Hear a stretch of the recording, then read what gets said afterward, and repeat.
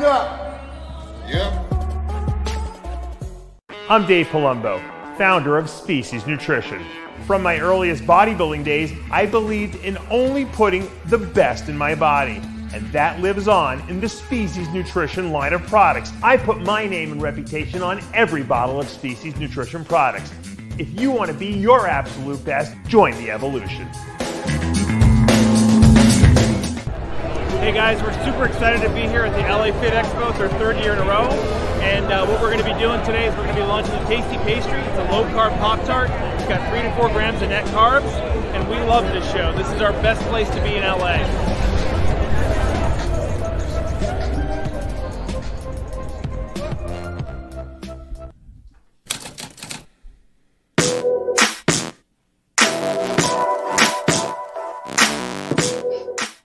RX Television on RxMuscle.com. This is Ask Dave, better known as hashtag Ask Dave. You know the deal.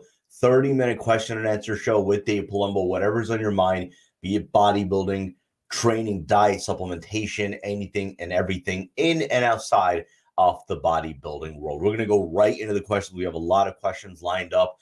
We had a lot of leftover questions from last week, so we'll see how many we can squeeze in over the course of the next half hour. The first 2 questions on the show, of course, from the Dave Palumbo Experience app. First question, Dave, how can I keep the water weight off or to a minimum in my bulking cycle while I'm running 5 IUs of GH and insulin every meal? And is the insulin causing more water retention than the GH? You know, it's half of this, half of that. You know, the reason I say that is because there's no definitive answer, because everyone holds fluid differently than other people. I find that when you have more fat on your body, you tend to hold more water. Whereas if you're leaner, you don't seem to hold on to as much water. Usually water retention usually carbohydrates are what cause water retention, to be honest with you, because I've seen guys on a lot of GH and I've seen guys on a lot of steroids who were dieting on very low carb diets and they held no water whatsoever. So some people are very carb sensitive, and that's what causes fluid retention. But GH definitely causes water retention. Insulin, if you're not overdoing it, that is usually fine. But when you overdo the insulin, that's when you can get some exogenous fluid retention. So assuming you're not overdoing the insulin, okay, I would say that the water retention is probably more a factor of the growth hormone. And what you can do is to test it out, stop it for a few days, see how, if you lose a lot of that fluid, especially if you're getting the tingling in your fingers, because, you know, you're getting so much fluid retention around that carpal tunnel that it's kind of cutting off that nerve. Try that. And sometimes that helps. You cannot take diuretics all the time because, number one, you don't want to be dehydrated. You don't want the muscle cells to be dehydrated because that puts them in a very catabolic state, a state of breakdown. We don't want that. And we don't want you to, you know, stress your kidneys out where you're always on diuretics. That's just not good. But the dehydration aspect is the worst because it's catabolic, and you'll notice your lifts go down in the gym because you're not going to have as much volumization of the muscle cell, which gives you more power in the gym. So there's really no correct answer. You can cut your carbs back a little bit if you're really fluid retention. Also, you want to check to make sure your estrogen is not super high. Sometimes guys are really big aromatizers, so they convert a lot of testosterone into estrogen, and estrogen we know causes a lot of fluid retention. That's why women get bloated, you know, around their period and stuff like that. So you might want to, you know, lower estrogen a little bit if it's too high. How do you tell that? You go get blood work. So once again, I knew it wasn't going to be the answer that people wanted to hear because there is no definitive answer to it. It really depends on what you look like, how your body processes things. And also another thing that's important is don't restrict sodium in your diet, because if you do, that makes you very salt sensitive. And then when you do eat sodium, you'll blow up like tremendously. And you don't want to get that rebound effect. Second question, again, from the Dave Palumbo Experience app. I'm a 240-pound male. My wife is 130 pounds. Your nutrition plans are the same for all pounds and pound tiers. How would I customize this for our weight? In terms of like, just repeat the beginning part of the question. He wants to customize the cutting cycle. So he prefaces it by saying that he's 240 pounds. His wife is 130 pounds, but your nutrition plans are the same for all, you know, I guess weight categories? Yeah, because I put a template up.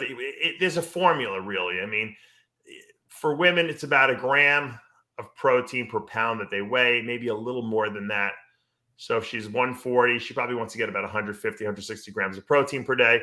And then you want to do half your body weight in fat. So that's about another 70 grams of fat per day, which is about 10 to 15 grams per meal. And then carbs depend on, you know, what you're trying to accomplish. If you're trying to lose weight, you might want to just go no carbs, you know, the no starchy carbs, and do ketogenic type of approach. If you want to add some carbs in because you're trying to grow or put on muscle size, then you would go, you know, anywhere from 0.5 gram that you weigh, which would be 70 grams, 75 grams, all the way up to, you know, 1.5, 2 grams of carbs per pound that you weigh, depending on the person's metabolism. I have girls that I have to feed 300 grams of carbs a day. It's a rarity because most women, if you feed them that much, they'll get fat. But once again, it really depends. But if you're doing, like I said, the ketogenic like type of diet template, then you're going to want to do 0.5 gram of fat per pound and about 1 gram of protein per pound. That usually works out. Let's go to our Instagram questions. Again, if you're not already following us on Instagram, the handle is official_RxMuscle. If you're watching us for the first time here on YouTube, we welcome you. We ask that you subscribe below, hit the notification bell. You're not going to miss any of our shows, segments, live shows that we do now almost regularly. Sunday night with Heavy Muscle Radio, Monday with Iron Therapy. The last couple of weeks we've had pre-recorded segments. This past episode, well, you see Greg Valentino every week on After Hours. Well, this time we had him on Iron Therapy, kind of opening up about, you know, dealing with fame, dealing with, you know, being known as a man. It was, what was the quote? The most hated man in bodybuilding, the man with the exploding arms. And, you know, again, he's developed obviously a litany of fans around the world. And so dealing with that aspect of fame, but then also some of the haters that have come along with it. It's really very tell-all, elucidating view into the life of Greg Valentino, you know, post bodybuilding career, of course, and obviously the personality that's become. So that available on the RxMuscle YouTube channel. And of course, we're now, or at least attempting to go live with After Hours. We want to see, you know, if that's going to help us with the censor board, if you want to call it that. But we had a really funny episode yesterday. The title is about getting into a fight with Tony Danza. That's like 1/16 of the stories that were told yesterday. A highly entertaining show. So again, we ask you to subscribe below, hit the notification bell. If you like what you're watching, hit the like button, comment below, and as always, we appreciate all of your support. You know, Sid, just to add on to that story about Tony Danza. My friend Josh Friedman, who's into like fishing and stuff like that, he's a big fisherman. I've known him for like, you know, 25, 30 years. He comes out every once in a while out to Florida to visit me. He was working on a fishing boat, I think in Montauk. This is going back probably 20, 25 years when he was younger. And Tony Danza brought his son on the fishing boat. He sent me a picture of him. He's like, Tony Danza was very cocky, you know, on the boat. Really? I guess that was when he was in like doing Taxi, and he was really popular back then. And so I said, what was he doing there? He goes, he just showed up. You know, it was like a commercial fishing boat, and he just took his son fishing. I said, that's pretty funny. He goes, yeah, I was talking to him the whole time. I probably was driving him crazy, but that's just another little Tony Danza add on there. So it's funny. Tony Danza was on with oh my god, Mario Lopez. It was the most random things. So again, Tony Danza hitting the media circuit right when we talk about him on After Hours. So again, that episode and more available right now on the RxMuscle YouTube channel. First question from our Instagram feed from Snorkels: best for quad development between a 45-degree leg press and a vertical leg press? Yeah, you know, I don't like the vertical leg press where you're kind of laying on the floor and the weight's like over you and you're pushing up, because it's very dangerous. And, you know, my friend Ron Norman, my accountant friend Ron Norman, who's also a bodybuilder, very good bodybuilder, he tore both quads doing that, because what happened is one quad gave out and then all the weight came on the other quad and that gave out. He was in his basement alone doing it, and he was pinned under the machine. He had to like basically roll out of the machine. Thank God he had the guard, the stoppers on there. He would have been dead. And so to me, it's like you have a guillotine over your head. I don't really like that machine too much. And I don't, to be honest with you, I feel like it doesn't really hit quads very much. It's a lot of like adductor inner thigh, and you can do that on squats. So personally, I like and I don't even like a 45-degree leg press. I like a horizontal leg press where you're pushing straight out almost.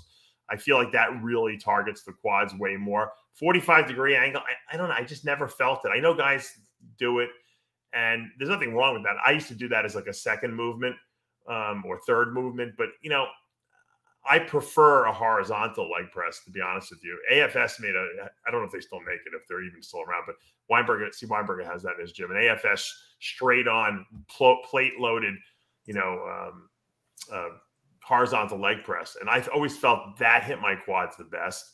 I would do squats and then do that, or I would do squats and then do hack squats. And that was my two main movements, you know, and just, you know, and I've done every exercise for, you know, for legs. Squat machines, which I feel like they totally do most of the work for you. It's not even worth doing those. You know, use a lot of back in those. You can cheat. And then, of course, you know, the hack squat is good too. And I don't like a hack squat that's too steep. I like one that's more also horizontally located, still at about 30 degrees, maybe 40 degrees. And then, of course, with the leg press, I just feel that the horizontal hits the quads the best. But, you know, everyone has different leg structure. So some guys, for me, that might work well because I have long legs. But for a guy with short legs, maybe they would feel the leg press more. And that's so it's not one size fits all, but what works for your body. And I think you have to discover what works best. Big Swole, your advice on a good cycle for a former competitive bodybuilder in their 50s wanted to get on a good 8-month cycle. He competed in the late 90s to early 2000s. At an off-season weight of 293 pounds and a stage weight of 247 pounds. He's been away from the stage since then. His recent health and heart checks, as well as lab work, are excellent. He's been clean off any TRTs for at least 4 to 6 months now. Wants to compete one last time, maybe twice if he qualifies again for the Nationals. Current stats, 5'10", 230 pounds, very muscular still. So I know might be a bit of a homework assignment, but maybe more of a general guideline.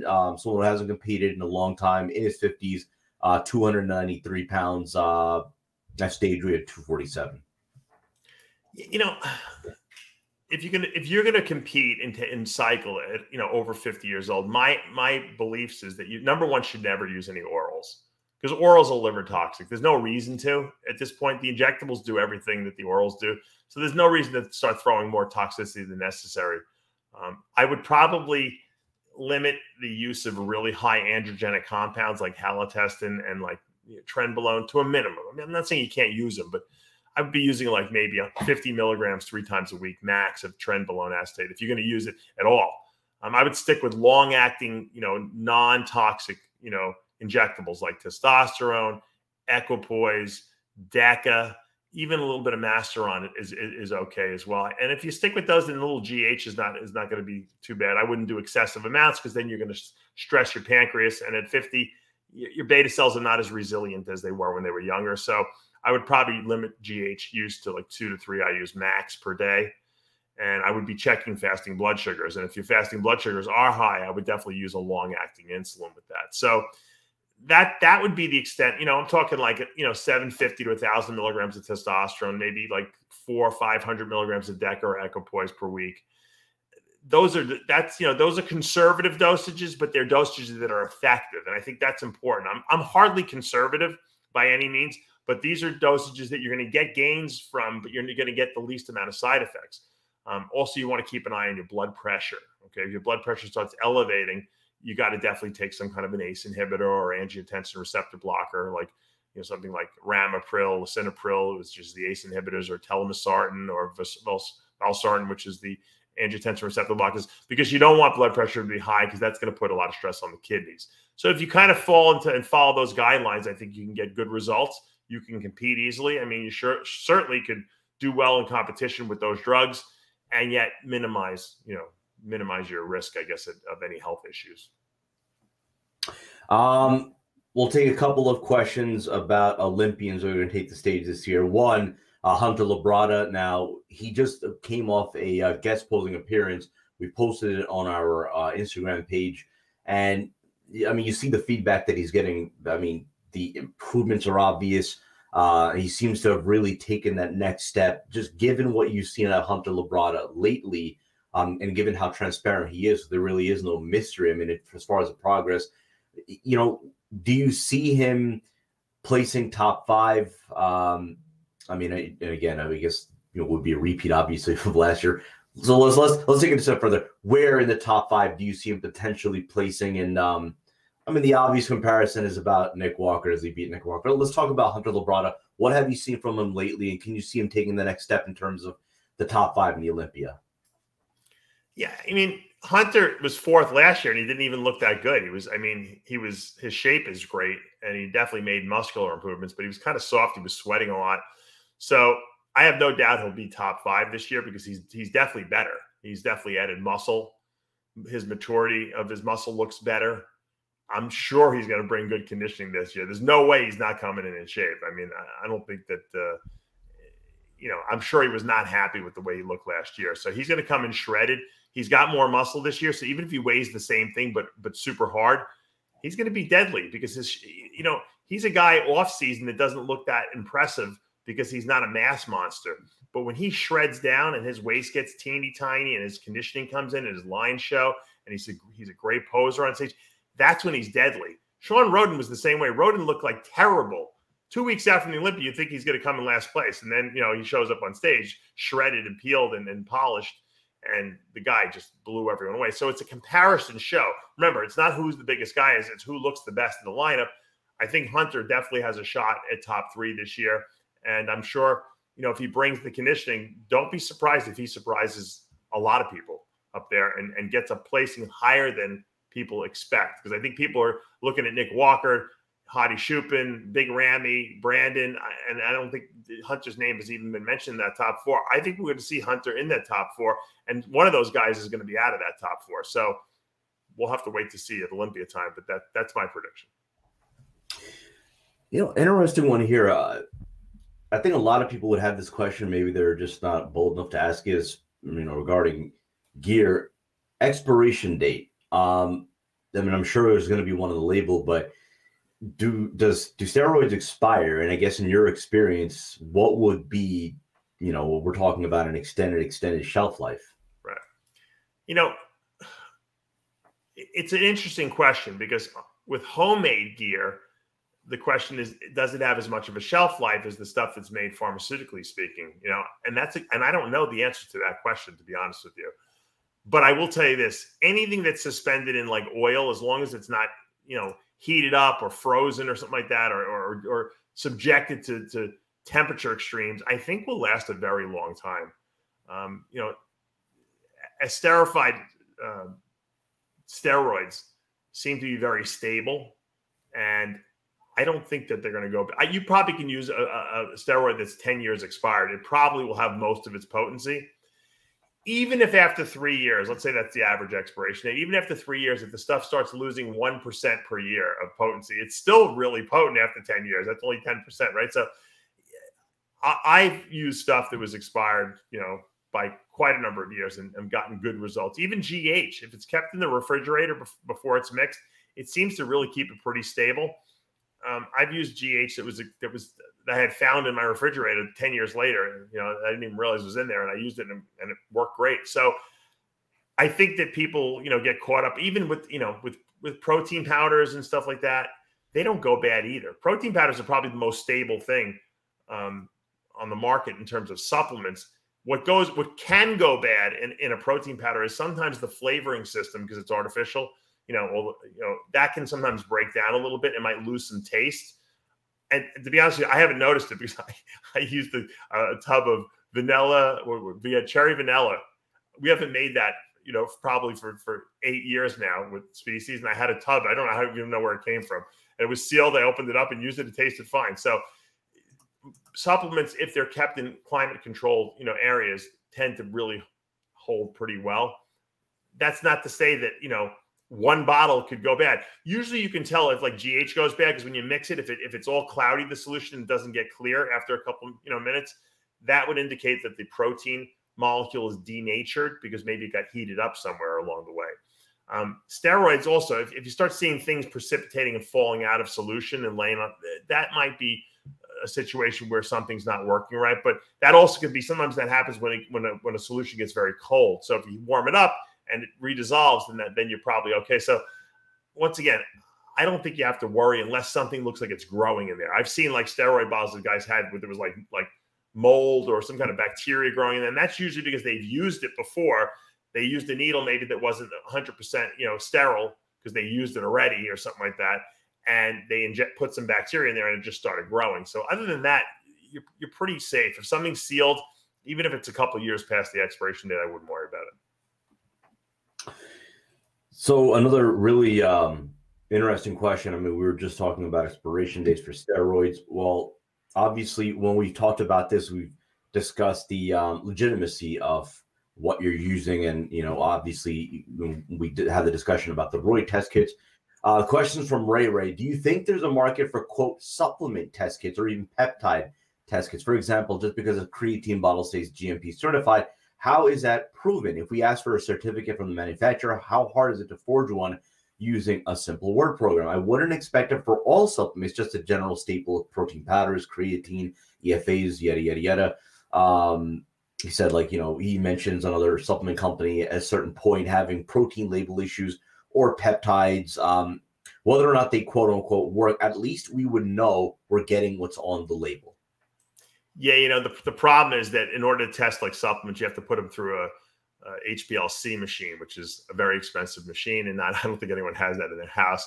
You can't just do a simple dipstick test like we do with like the GH or some of the other stuff to be able to determine potency, because it just there's no way to do that. So you really have to send it out to a testing house that will do that kind of stuff. Like even if I want to test my product, because I don't trust my manufacturer, I want to make sure that my manufacturer is putting in there what they say they are, and I do that every so often, every couple, like maybe every 6 months, every year on a new batch. I'll just send it randomly to a testing facility. It costs me a couple $100, and I'll make sure the right amount of protein and fat and carbs are in the protein. I'll test my multivitamin, or I'll test my essential fatty acid supplement to make sure they're putting the ingredients that they say they're putting in there. But they really, if you go to a big manufacturer, they're not going to risk putting junk in there, because they're going to get caught, because they can't lie on the batch records. They can't. There's certain areas that they can't lie on, because if they do, they're going to lose their license. They're going to get shut down by the FDA. So none of these places want to do that. So they don't lie. They don't have to lie. They'll just say, hey, this is what's in it. And if you want a better quality product, like my protein is the highest quality whey isolate. Okay, so I test them just to make sure they're putting that in there. But they're not going to lie about that, because I'm paying more for it. But if a company, you know, were to put a cheaper like whey isolate in there purposely, but, you know, on their label, they're putting, you know, that they have the highest grade, and they have, you know, no carbs and no this and no that. And then they get caught, you know, which is what happened a couple of years ago with the protein spiking. You know, people were putting amino acids to fill the protein. So they only had like 13 grams of whey isolate, and the rest was like amino acids, which are way cheaper, obviously. And that's called protein spiking. A lot of companies got caught doing that because they were trying to increase their profit margins. Once you do that, you lose all credibility, you know, in the marketplace. And so you can say, oh, we didn't know. We thought it was legal. You know, no one told us we couldn't do that. Well, it's still the same protein. No, it's not. It's not. You're lying. And so I think a lot of people stopped buying the cheapest brands and started buying higher quality brands of products that they trust, because from companies they trust, because they know that people are very deceptive. That's why if something's too good to be true and the price online is way too cheap, there's probably something, you know, suspicious going on, especially if it's coming from a newer company or someone that you never even heard of. You know, you do like a search on Amazon for the cheapest whey isolate, and then you're like, wait, this stuff looks like better than Dave's stuff, and it's half the price. Well, guess what? You get what you pay for. It's probably not what you think it is. So I always recommend, and I did this even when I was back in the day and I didn't have a lot of money. I just bought from reputable companies. You know, in the early 90s, Metrex was the best quality whey, you know, I should say whey. They were the best quality protein supplement on the market, because Connolly had put out the best stuff, and that's what I used. I used to buy it. I was working for another company. I was buying Metrex until luckily I got a contract with them. I was able to get my Metrex. Jimmy the Bull was working for them before I was. He was giving me his Metrex packets to use because he never used protein shakes. And, you know, because I wanted the best stuff in my body, and that's what you guys should demand as well. And so that's where, you know, I come in. But so there's no way to test this stuff, unfortunately. You can't test creatine in your house with a dipstick. There's just no way to do it. And, you know, I wish there was. It would be great for my business, because people could test my product and see how good it is, but it just doesn't exist right now. Let's go to Tim's STBT. What did you find worked the best in your off-season gaining phase? A lot of volume training or more rest days? For example, a 4-day split versus a 5-6 day split? You know, I experimented with a lot of different splits because I did find, you know, and I got this really from Dorian, just listening to him talk, that less training, higher intensity worked better. And I had a fast metabolism, but that worked really well for me.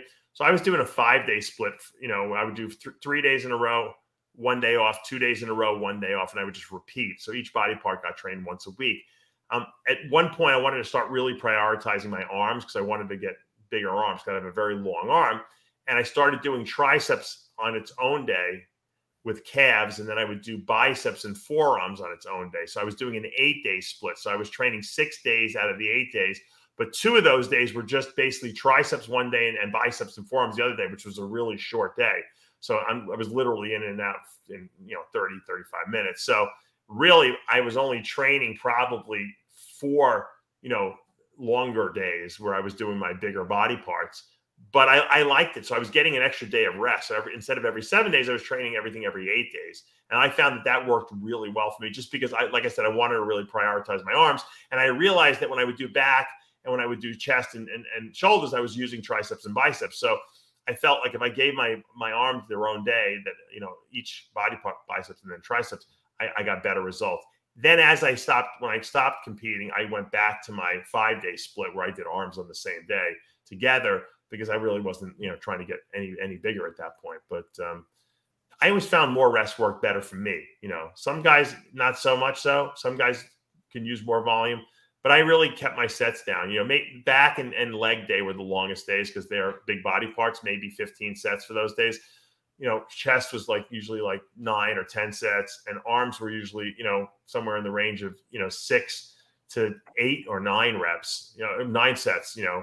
Triceps maybe 9 sets, biceps like 6 sets. And I just felt less was better, and it worked for me. That doesn't mean everyone should do that. It just worked for me. Gym Rat Ryan, question about lagging body parts. Your thoughts on Don Long's touch-up training philosophy, where you're training lagging muscle 5-6 days a week, only 4 to 5 sets, but not going to failure. He swears worked on his lagging muscle groups. Yeah, see, that's what I'm saying. Some guys can do like if I did that, I would have gotten smaller. Because I would overtrain the body part and it wouldn't have recovered. And even on the days that I would train it, I probably would never get a good workout because it was just too shot. So for me, something like that wouldn't work. I know some guys do that. You know, you could probably do it for a short period of time. If you do that all the time, thinking you're going to bring your back up because you can do pull-ups 6 sets every single day, I guarantee you're going to overtrain your back. It's just really hard to recover from that. So it might have worked for him. You know, who am I to say it doesn't? You know, and it might work for someone else out there, but for the majority of people, it probably won't work. Bodybuilding and wrestling. I'm running some high blood pressure numbers. I know my sleep isn't the best as he's going to get somatized. I'm a little bit overweight, working on it. My question is, training intense causes more elevated numbers as well in the morning or before training? I'm not sure what the question is here. Training intense, I guess, would training intensely cause more numbers? I think he means higher blood pressures. You know, blood pressures, you know, if your blood pressure is high, okay, during the day when you're not training, you got to take a blood pressure medication. It's silly not to, you know why? Because they have such good ones out there that have 0 side effects, like ramipril, lisinopril, which is an ACE inhibitor.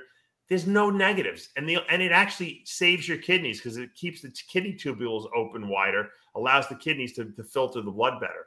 You're way better off taking an ACE inhibitor if you have high blood pressure. Don't test it 40 times a day and say, well, 2 of my tests or 3 of the tests were normal, 3 were not normal. I guess I don't need. No, if you have high blood pressure, you have high blood pressure. So this way, if you take the blood pressure med, you don't even have to worry about it. Just discount it. It has no negative effects on building muscle whatsoever. It only has positive effects health-wise at protecting your heart and protecting your kidneys.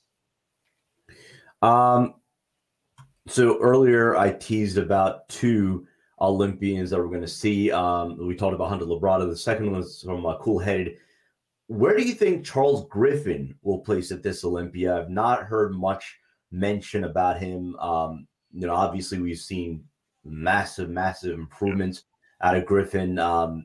You know, it's been one of those stories where, like, years ago, you remember, like, Bonac exploded onto the scene, whereas for Griffen, it's been a steady progression. But I mean, he again kind of like Hunter Labrada, really has taken that next level, that next clip as far as his overall progression. What do you think about Charles Griffen and what his prospects are this Olympia? You know, Charles is a real freak, genetically speaking, and he's probably one of the what we would call dark horses, because I don't think he's a first call out guy on first inspection, but this is a guy who always comes in crazy shredded, and he's got a lot of muscle on his body. So he might appear a little narrow in a lineup, but if guys are off, like if guys come in that are supposed to beat him and they're not necessarily hard and in condition like they should be, he can beat those people because he's got the muscle size to stand with them, and he's got the freak factor going on, and he's got the crazy conditioning. So he could be a guy who surprises people, and that comes out of nowhere and winds up in that top 6 or top 7 or top 8 even, you know, depending on who shows up. The problem is it's a very deep Olympia lineup this year. I mean, probably the deepest we've seen, you know, ever, you know. And so because of that, he's going to have a tough time. You know, he probably would have done better, you know, a couple years back looking the way he is, but he's freaky. He just, I think when you compare him against some of the other guys, he's just not going to be a guy who's going to be knocking off Big Ramy or Bonac or any of those guys. I think they have too much wow factor. But if these guys come in out of shape, Griffen will move up and he'll slip into those slots and steal a lot of placings from people. So I think he's a guy who could place potentially like, you know, 9th or 10th, or he could be as high as, you know, who knows, 6th or 7th, depending on how everyone else looks. And, you know, we always try to, you know, handicap these shows and pick winners based on everyone at their best, but that's never the case. You're lucky to get 50% of the people at their best, and that's a high percentage. Usually it's more like 30% of the people are at their best, and that's why a lot of times you'll have someone like Griffen slide in there and steal some good placings from people who normally would beat him because of the fact that he's always right there. Dexter was notorious. Branch was notorious for doing it. They would beat guys. They wouldn't even be in the, you know, people wouldn't even be thinking about them, and they would come in and they would win shows because they just came in ridiculously shredded. And the guys that should have beat them weren't properly conditioned, and they wound up knocking off everyone. And so he could definitely be a spoiler in the Olympia lineup this year. 2-3 more questions. Let's go back to Carlos Fit NYC. For your CARBOLYZE, you use waxy maize, but other companies use karbolyn or cyclic dextrin. Cyclic dextrin being the most popular. Why do you stick with the waxy maize, and have you ever thought of changing it? Also, can you take it along with isolyze, but not necessarily for pre or post workout, maybe just as an additional meal? You know, cyclic dextrins are basically for endurance athletes, you know, and I don't think people realize that they're like basically glucose molecules linked together. And so they work really well if you're like doing a long extended workout and you sip these while you're training, they get absorbed real easily, you know. A high molecular weight carbohydrate like a waxy maize, high molecular weight amylopectin, which are they're pretty much the same thing. Vitargo, these are big carbohydrate molecules that have this science behind them where they get absorbed through the stomach faster than sugar. So they get absorbed faster. They don't cause any bloating in the stomach. They enter the cells, and because of their large size, they pull a lot of other stuff with them into the cells really efficiently. And they have a really high glycemic index because they enter the muscles, because they enter the bloodstream so fast. So their glycemic index is higher than sugar, actually. So if sugar is 100, they're like 105. So that's exactly what you want post-workout. Post-workout, you want to spike insulin so you can absorb the protein you're eating, the way I sleep ostensibly, and this carbohydrates. The protein goes into the muscles, turns on mTOR, starts repairing muscle. The carbohydrates go into the muscle cells and restore muscle glycogen and liver glycogen very quickly, and they don't upset your stomach. So that they're accomplishing exactly what you want post-workout. Cyclic dextrin doesn't have those same properties, but what it is good at is if you're doing like cyclists love using it because they can sip it while they're cycling and it gives them energy and they can absorb it really quickly. I've tried both on myself and a lot of my clients, and I just feel like the high molecular weight carbohydrates work better. Vitargo, you know, waxy, high molecular weight amylopectin. I've used it on myself. I've used it on other people. I just like the way I feel. It doesn't bother my stomach. Because usually if I drink a lot of sugar post-workout, like I get like a bloated stomach, and I get nauseous feeling with it. You don't get that. And we use a really super micronized form of waxy maize. So when you mix it, it actually dissolves right in water, like really quickly. So you can literally put, 40, 50 grams of that into a cup of 4 ounces with 2 scoops, which would be about almost 60 grams of protein from isolized, and in 4 ounces of water, and it mixes with your finger, and you can drink it down in 3 seconds, and you just put 60 grams of protein and 40 grams of carbs into your body, and you probably absorb them within minutes. So that's exactly what you want post-workout. I happen to use it pre-workout a lot of times too, with a tablespoon of mac oil in there, just to slow it down a little, because it enters the cells so quickly that you could actually go hypoglycemic if you do it right before you train without something to slow it down a little bit, which would be, I use the mac oil for that. But literally, I don't like anything too much volume. So because I can mix it in 4 ounces, 5 ounces of fluid and just guzzle it down like a shot, it's easy. And you know what? If I thought something worked better, I would switch. I could do it. I can make any products I want. I could reformulate every day if I wanted to.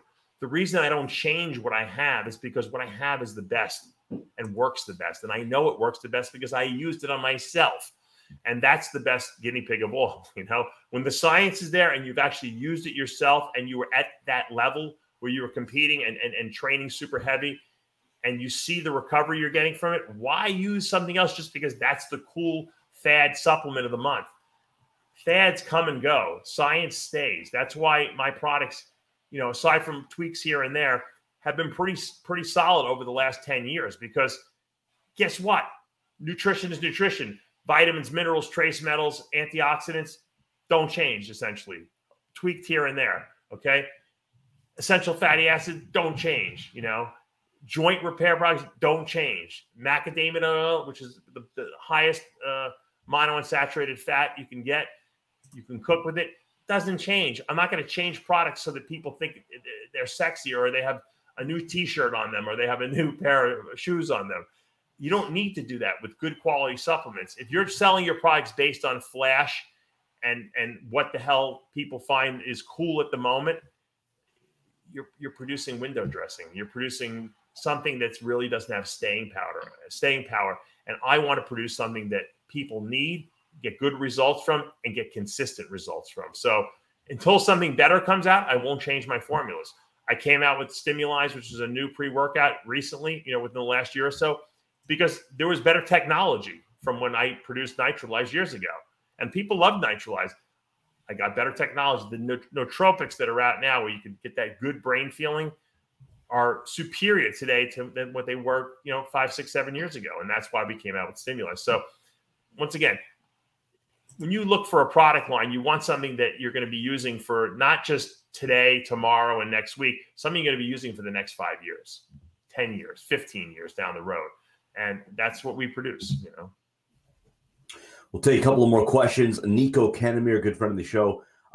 Last week, prior to a competition, deload with 0 carbs, keto, and after reload. Is this the way? After a show, a lot of times you're way more depleted than you think. So a lot of times what I would do is I let people eat, a couple extra meals after the show, and then I deload them. If the show's is he saying the show's the next weekend? Is that what the question was? No. So, I guess 1 week prior. What? 1 week prior to the show. Oh, 1 week prior. Well, that's even a different answer. Then I'm glad I asked the question. Sometimes I don't listen. I get accused of I don't listen. No, because what happens is sometimes when people are really shredded before a show, a week out, they think that they have to deplete to the point where they're eating 0 carbs for 3 days, but they're already depleted and they already are contest ready. So for those people, they can actually risk going too low and becoming too depleted, and then they can't fill up. So for those people, I actually will feed them a little bit of carbs on those, at 7 days out, and keep them a little fuller, because I don't want them to lose muscle. I don't want them to lose hydration, because when you over deplete, you get dehydrated too, and it's very hard to rehydrate. So with that in mind, you have to adjust the person's protocol to how they look. Now, if I have a person that's bloated and holding a lot of fluid at 7 days out, I'm going to severely deplete them. I'm going to give them a lot of cardio. I'm going to give them really low carbs. I'm going to deplete all that water out. And when they get flat, that's when I know I'm going to start loading them. So different strategies for different people. And that goes for girls too. I have women who are ready at a week out and they're like so shredded and they're just burning through everything I feed them. And I got to start giving them burgers and fries every night almost to kind of slow the metabolism down a little bit, because I know if they go too flat, they're never going to fill up and they're going to look stringy on say. So it really depends on how the person looks. There's no one size fits all for what to do at a week out. You know, I can give you a template, which I would apply to 90% of the people, but there's always that 10%. And that's a high percentage that don't fit into that template. And if they apply that template, they're going to ruin themselves rather than make themselves look better. So I hope that answers your question. We're going to finish this one off with one of your absolute favorites, a cross-generational comparison. It's from Nick DeLeo. Prime Chris Cormier versus Prime Phil Heath. You know, it's an interesting comparison, but you know what? I'm gonna qualify it because, and I'm very good friends with Chris, so, and Chris will agree with me. I don't think I've ever seen Chris really peak himself out at the best he could be. I think Chris was really good at a couple of shows that he did very well at, especially when he came in second in the Olympia. But I think that he was never his best. I don't think I ever saw Chris at his best, the best he could be, because he was always like, battling, going out, maybe just having some setbacks, women problems and stuff like that. I don't think that he ever was focused enough to be his absolute best. And I don't think he ever trained, consistently in the sense where he had no drama in his life for like a good stretch, like 2-3 years, where every day was perfect. I just don't think he ever had that. So having said that, I think Phil was much more hyper-focused on what he had to do. And I think that Phil at his best was better than Chris at his best because of that. I would have loved, and I know Dorian and I discussed this, we would have loved to seen Chris achieve his best ever and be his best, because I think at his best, he probably would have won a few Olympias, and he knows that. And I think at his very best, he might have been better than Phil, because he was a lot wider than Phil, structurally speaking. Phil maximized his physique, and really, no pun intended, he embraced his gifts, and his gifts were crazy conditioning, cartoonish, roundish muscle, even though he's a little narrow. And so at his best, he was beautiful to look at, and it was very, it was almost like your eyes got drawn to his physique because he had such clean lines. So I got to give it to Phil. He is a 7-time Mr. Olympia, so that proves it, even though Chris did compete in an era where the guys were probably a little better. But having said that, I don't think Chris was ever at his all-time best, and I don't think he achieved what he could have had he, dedicated himself 100%. So unfortunately, I'll have to say Phil, but with the proviso that I think that Chris had the ability to possibly be better and to win a few Olympias, but he just never embraced that reality. I'm going to add one more qualifier to that as well. This is going to be a random one. A shout out to those who grew up in the 80s. Mike Tyson's Punch Out. You remember Mike Tyson's Punch Out, right? Yeah, exactly. I don't know how I stumbled upon it the other day, but something reminded me of Prime Phil Heath. If you remember, Mike Tyson in that video game was able to knock you out with a punch, right? That was right. Round one, whatever. That right. When you turned pink and you punched, you were down. You were finished, whatever. I feel like Phil Heath, if you're talking about this latest iteration of, whatever generation you want to call it, he had that punch out ability. He had the knockout ability. He had those knockout shots that I think really separated him, that put him in a different class, in my opinion. So, again, that's the question I would ask you. Do you think that Chris Cormier at his absolute best had those clear knockout shots that would have just, when he did it, and you saw it, you knew it, and the show was over? He didn't have one or two shots, but he was so good from every angle because he knew how to present his physique. And if he would have had another 15 pounds of muscle on his frame with peaked out conditioning, which he never had perfect conditioning, I think he would have been very difficult to beat. I think he easily would have won a couple of Olympias. I truly, truly believe it. He was letting guys beat him that should never have beat him because he never was showing up at his best. And he knows that. And it was frustrating for him because he knows he shouldn't have lost to those guys. But whatever was going on in his life at the time, you know, now looking back, if he had the mindset now that he had back then, you know, I mean, if he was able to take his older self and put it into his younger body, who knows how many Olympias this guy would have won. He was really good, and he had really good lines. And like I said, he really knew how to show off his physique. It was beautiful. I don't know. You know, I would have loved to seen it, but we didn't see it. So we did see Phil Heath at his best, and that was super impressive. So I have to say, of all the cross-generational comparisons, that was probably the most robust, and probably one of the more intellectually stimulating ones that I've seen you kind of have to dig into your bag for. Usually, I give you these cross-generational comparisons, you kind of shrug it off like, we didn't see it. So Chris didn't have any weaknesses. That's the you know. And you say to yourself, well, if he had no weaknesses and he had such good lines, he was such a good poser, why didn't he win more shows? Because he always left the door open, you know? Yeah. And because of that, he would get beat by guys like Dexter that he shouldn't have lost to, because Dexter was flawless, you know, right. Conditioning. And that had a really, I've discussed this with Chris. It bothered him. Of course it bothered him. He knew.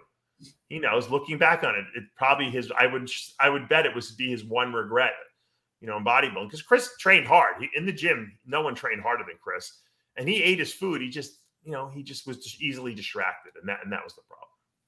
Also, very underrated poser. I mean, we saw over the last few years, he was at an Oxygen gym, teaching them all the tools that, you know, obviously he developed, he acquired, and you know, imposing part of that upon the next generation. So cool, great cross-generational comparison. What do you guys think?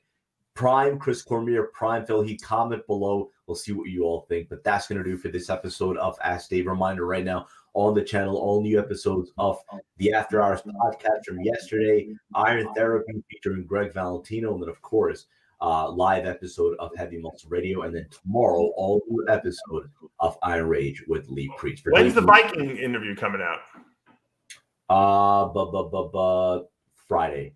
Okay. Friday, yes. The biggest IFBB pro, the Viking. 6'7". Yeah, something like that. Jamie the Giant 6'5", right? I think he's 6'6", or one of them 6'6", and one's 6'5", or one's 6'6", and one's 6'7". We might need to do a height off and then a pose down for them too. We're gonna make this happen. Just like we're gonna get Chris Cormier and Phil Heath to one day resurrect and get back on stage. It'll all happen. Exactly. For Dave Palumbo, I'm Sadiq Faruqi. We'll see you next time.